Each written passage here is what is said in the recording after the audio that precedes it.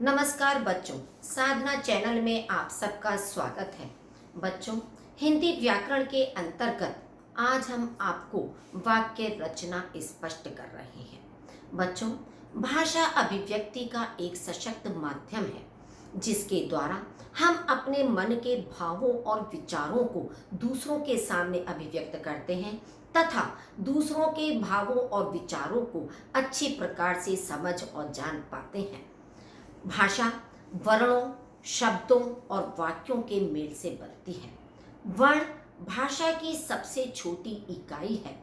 वर्ण से सार्थक शब्दों का निर्माण होता है और सार्थक शब्दों से वाक्य का निर्माण होता है। बच्चों, जिस प्रकार से किसी भवन को या किसी इमारत को बनाने के लिए रेत, सीमेंट, ईंट आदि की आवश्यकता पड़ती है, उसी प्रकार से भाषा के भवन को तैयार करने के लिए वर्ण, शब्द और वाक्यों की आवश्यकता होती है।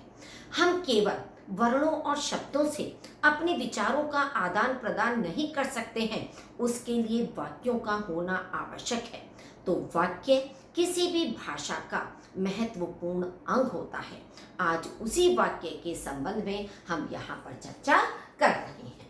अब आप देखेंगे कि सबसे पहले हमारे लिए ये जानना आवश्यक है कि हम वाक्य किसे कहेंगे, वाक्य की क्या पहचान है। तो इन सब को जानने के लिए आप देखेंगे कि वाक्य की परिभाषा। वाक्य की परिभाषा सार्थक शब्दों का एक ऐसा समूह जो व्यवस्थित क्रम में हो और अपेक्षित अर्थ प्रकट करता हो, वाक्य कहलाता है। अब आप इसमें तीन चीजें देखिए। एक तो सार्थक शब्दों का समूह होना चाहिए, उसमें कोई निरर्थक शब्द नहीं होना चाहिए। वाक्य में हम जितने भी शब्दों का प्रयोग कर रहे हैं वो सब अर्थपूर्ण होने चाहिए। दूसरी बात, उसका क्रम व्यवस्थित होना चाहिए। यदि हम अव्यवस्थित क्रम में शब्दों का प्रयोग कर रहे हैं तो उससे भी हमारा वाक्य पूर्ण रूप से सही नहीं बन सकता। तीसरी बात, अपेक्षित अर्थ। जो बात हम कहना चाह रहे हैं वह बात हमारी पूर्ण रूप से स्पष्ट हो सके, उसी को हम सही वाक्य कहते हैं। अब आपके सामने पहले हमने दो उदाहरण लिए हैं, जो कि मैं कल है विद्यालय छुट्टी। अब आप देखेंगे कि इस वाक्य में हर शब्द आपका सार्थक है, लेकिन उनका क्रम व्यवस्थित नहीं है, इसलिए जो बात हम कहना चाह रहे हैं वह पूर्ण रूप से स्पष्ट नहीं हो रही है। इसी तरह से दूसरा वाक्य है, देखा बहुत मैंने एक व्यक्ति शक्तिशाली। इसमें भी सारे शब्द हमारे सार्थक हैं, लेकिन एक व्यवस्थित क्रम में न होने के कारण हमारी बात को पूर्ण रूप से स्पष्ट करने में असमर्थ है। इसीलिए हमने इन्हीं वाक्यों को आगे लिया है खंड खा में, कि जो पहला वाक्य था उसी का सही वाक्य आपका व्यवस्थित क्रम में क्या बनेगा, कल विद्यालय में छुट्टी है। अब यह बात यदि आप किसी के सामने बोल रहे हैं, कह रहे हैं, तो दूसरा व्यक्ति आपकी बात को समझ पा रहा है कि कल विद्यालय में छुट्टी है, यानी कि अवकाश है।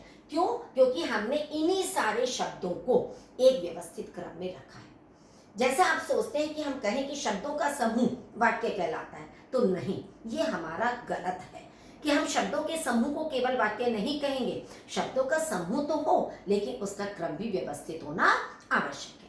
इसी तरह से दूसरा आपका जो उदाहरण था, मैंने एक बहुत शक्तिशाली व्यक्ति देखा, ये हमारी बात को पूर्ण रूप से स्पष्ट करने में समर्थ है, क्योंकि इससे हमारा सार्थक शब्दों का समूह भी है, क्रम भी व्यवस्थित रूप में है, और जो बात हम कहना चाह रहे हैं वह बात भी हमारी पूर्ण रूप से इसमें स्पष्ट हो पाए।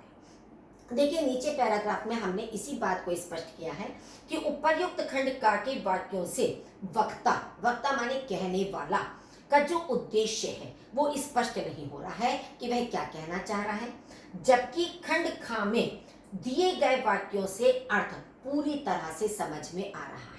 इसलिए खंड का के वाक्य निरर्थक है, यानी कि उसका कोई औचित्य नहीं है, जबकि खंड खा के वाक्य सार्थक है कि उससे हम अपनी बात को पूर्ण रूप से स्पष्ट कर पा रहे हैं। अब इसके बाद एक तो आपका वाक्य हो गया, दूसरी चीज होती है उपवाक्य। अब उपवाक्य हम किसे कहते हैं कि शब्दों का ऐसा समूह जो अधूरा भाव दे तथा मन में जिज्ञासा छोड़ दे, उसे उपवाक्य कहते हैं। वाक्य तो अपने में पूर्ण होता है, क्योंकि हर वाक्य का कोई ना कोई एक अर्थ होता है जो कि पूर्ण रूप से स्पष्ट करता है। लेकिन उपवाक्य शब्दों का समूह तो होता है, लेकिन वह पूर्ण रूप से अर्थ नहीं देता है। उसके अंदर एक जिज्ञासा बनी रहती है कि इसके आगे क्या होगा, क्यों हो रहा है, कैसे हो रहा है, कहाँ हो रहा है। तो ये जिज्ञासा बनी रहती है। तो इसलिए जो अधूरा भाव देता है वह हमारा उपवाक्य कहलाता है। जैसे मान लीजिए मैंने देखा। अब आप वाक्य को पढ़कर ही समझ पा रहे होंगे कि इस वाक्य में हमारा भाव अधूरा है कि क्या देखा, कहाँ देखा, किसे देखा, किस लिए देखा, किसको देखा। तो ये सब चीजें हमारी एक जिज्ञासा मन में बनी हुई है। तो जब इस तरह के प्रश्न हमारे मन में उठते हैं, इस तरह की जिज्ञासा जिसमें बनी रहती है, तो ये मैंने देखा आपका वाक्य नहीं कहलाएगा, ये आपका उपवाक्य कहलाएगा। दूसरा है गीता बोलने लगी। ये भी आपका अधूरा भाव दे रहा है कि गीता क्या बोलने लगी, क्यों बोलने लगी, किसके सामने बोलने लगी, किस लिए बोलने लगी। इस तरह के शब्दों से हमारे अंदर एक जिज्ञासा बनी हुई है। तो यह गीता बोलने लगी, ये भी अपने में अधूरा भाव लिए हुए है। तो इसलिए ये भी हमारा उपवाक्य कहलाता है। क्योंकि ये हमने उपवाक्य यहाँ पर अभी इसलिए स्पष्ट किया क्योंकि आने वाले वीडियोस में या जब आप वाक्य के भेद पढ़ेंगे तब वहाँ पर आपको उपवाक्य की भी आवश्यकता पड़ेगी। इसलिए यहीं पर हमने वाक्य और उपवाक्य दोनों आपके स्पष्ट कर दिए हैं। अब है वाक्य के अंग कि वाक्य के कौन से अंग होते हैं। किसी पूर्ण वाक्य में यानी कि पूरे वाक्य में कर्ता और क्रिया अवश्य आते हैं। मतलब सब्जेक्ट भी होता है और वर्ब भी आपकी होती है। तो कर्ता और क्रिया जरूर होते हैं। वाक्य में जो अन्य शब्द प्रयुक्त होते हैं वे या तो कर्ता के सहायक होते हैं या क्रिया के। अब आप देखते हैं कि कोई भी पूरा एक वाक्य ले लीजिए, उसमें आपका मान लीजिए एक कर्ता है और एक क्रिया है, क्या वही पर्याप्त होते हैं? कभी कभी दो शब्दों से हमारा एक वाक्य हो जाता है कि सीता ने देखा, वाक्य अपने में पूर्ण हो जाता है। लेकिन कभी कभी उसके साथ अन्य शब्द भी हमारे प्रयुक्त होते हैं, तो वे कभी तो हमारे कर्ता की सहायता करते हैं और कभी वे क्रिया के साथ जुड़े हुए होते हैं। तो इस तरह से वाक्य के दो अंग होते हैं। वाक्य के अंग कौन से हैं? दो। एक है उद्देश्य और दूसरा है विधेय, जिन्हें इंग्लिश में आप उद्देश्य को सब्जेक्ट और विधेय को प्रेडिकेट कहते हैं। यानी कि सब्जेक्ट और प्रेडिकेट, उद्देश्य और विधेय। अब आप देखेंगे कि उद्देश्य हम किसे कहते हैं। उद्देश्य वाक्य में जिसके विषय में कुछ बताया जाता है, जिसके बारे में हम कोई बात कर रहे हैं, वह हमारा उद्देश्य होता है। ठीक है। इसके अंतर्गत मुख्य पद तो हमारा कर्ता होता है जिसके विषय में हम कोई बात कर रहे हैं, लेकिन कभी कभी कर्ता के साथ विस्तार करने के लिए विशेषण या विशेषण पदबंध या विशेषण के पदों का समूह भी आते हैं। अब दोनों तरह के उदाहरण हमने आपके सामने स्पष्ट किए हैं। मान लीजिए आपका है बालक खेल रहा है।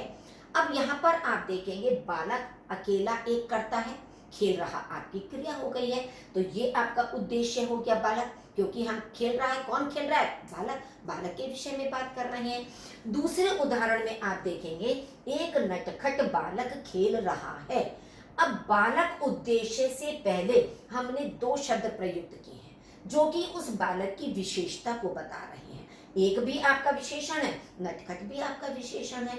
तो ये आपका विशेषण का पदबंध हो गया। तो जब इस बालक की विशेषता को ये दोनों विशेषण पद बता रहे हैं तो ये हमारा कहलाता है उद्देश्य का विस्तार।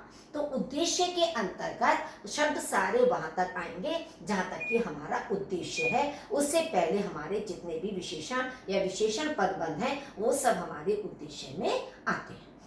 अब आप देखिए विधेय। विधेय वाक्य में उद्देश्य के विषय में जो कहा जाता है कि उद्देश्य जो हमने बताया, जैसे बालक था, अब बालक के विषय में जो भी चीज बताई जा रही है तो इसका मतलब क्या है? उद्देश्य के विषय में जो कुछ भी कहा जाता है उसे विधेय कहते हैं। इसके अंतर्गत मुख्य पद क्रिया होती है। क्रिया हमारा विधेय कहलाता है। लेकिन उस क्रिया के विस्तार के लिए कभी कभी कुछ और शब्द प्रयुक्त होते हैं। कर्म है, कर्म का विस्तार है, विशेषण, क्रिया विशेषण आदि ये शब्द भी हमारे वाक्य के अंतर्गत होते हैं। तो ये भी तो हमारे जो क्रिया की विशेषता को बता रहे हैं, या क्रिया के साथ जो जुड़े होते हैं, या कर्ता के बाद जिन भी शब्दों का प्रयोग क्रिया से पहले होता है, वो सब हमारे विधेय के अंतर्गत आते हैं। जैसे मान लीजिए आपका उदाहरण है, दीपक पढ़ रहा है। अब आप देखिए, दीपक तो आपका उद्देश्य हो गया, पढ़ रहा है क्रिया हमने आपको कहा था मूल पद क्रिया विधेय होता है, तो पढ़ रहा है ये आपका विधेय हो गया। दूसरा उदाहरण देखिए, दीपक रोचक कहानियां पढ़ रहा है। अब पढ़ रहा है तो विधेय है ही हमारा, लेकिन इस उद्देश्य के बाद में और इस क्रिया से पहले ये दो पद आपके और दिए हैं, रोचक कहानियां। अब कहानियां आपका क्या है, कर्म है, संज्ञा शब्द है लेकिन कर्म के रूप में प्रयुक्त हुआ है, और रोचक उस कहानी की विशेषता को बता रहा है।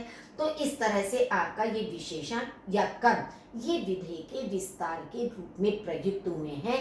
तो इसलिए जितना भी आपका ये रेखांकित पद है कर्ता के बाद का, ये सब विधेय का विस्तार कहलाता है। एक और अन्य उदाहरण के माध्यम से हम दोनों चीजों को आपके सामने स्पष्ट कर रहे हैं। अयोध्या नरेश दशरथ के पुत्र राम ने लंकापति रावण का वध कर दिया। अब इसमें हम सारी चीजों को स्पष्ट कर रहे हैं। उद्देश्य मूल इसमें क्या है, राम ने, क्योंकि राम ने ही रावण का वध किया था, तो राम हमारा मुख्य कर्ता है, तो राम हमारा मूल उद्देश्य हो गया।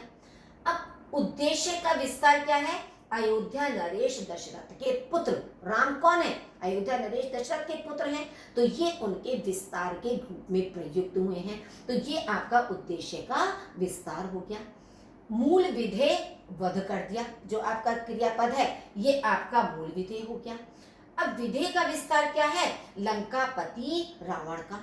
किसका वध किया, लंकापति रावण का। तो आपने देखा राम ने जो मूल पद करता है वहां तक आपका उद्देश्य होगा, और लंकापति रावण का वध कर दिया, ये आपका विधेय के अंतर्गत आएगा। तो बच्चों इसका आपको अधिक से अधिक अभ्यास करना है। क्यों, क्योंकि आगे आने वाले वीडियो में, अब ये आपका प्रारंभिक रूप था, इसके बाद आपका जो नेक्स्ट वीडियो होगा उसमें हम वाक्य के भेद आपको स्पष्ट करेंगे। लेकिन ये उद्देश्य और विधेय हमेशा आपके हर प्रकार के एग्जाम में, परीक्षाओं में, प्रतियोगिताओं में भी आता है, इसलिए इसका अभ्यास करना अनिवार्य है। बच्चों आप अधिक से अधिक इसे लाइक और अपने साथियों को शेयर कर दीजिए ताकि उन्हें भी इसका लाभ मिल सके। और यदि अभी तक आपने मेरे इस चैनल को सब्सक्राइब नहीं किया है तो जल्दी से उसे सब्सक्राइब कर दीजिए ताकि आने वाले वीडियो जल्दी से जल्दी आपके पास तक पहुंच सके। अभी भी यदि आपको इस वाक्य के अंगों में या परिभाषा में कहीं कोई संदेह है, कहीं कोई समस्या है, तो आप कमेंट बॉक्स में लिख सकते हैं या फ़ोन करके भी मुझसे पूछ सकते हैं ताकि आपकी समस्या का निराकरण किया जा सके। इसको अच्छी तरह समझने के लिए आप अगला वीडियो जरूर देखें जिसमें हम वाक्य के भेद स्पष्ट करेंगे। धन्यवाद।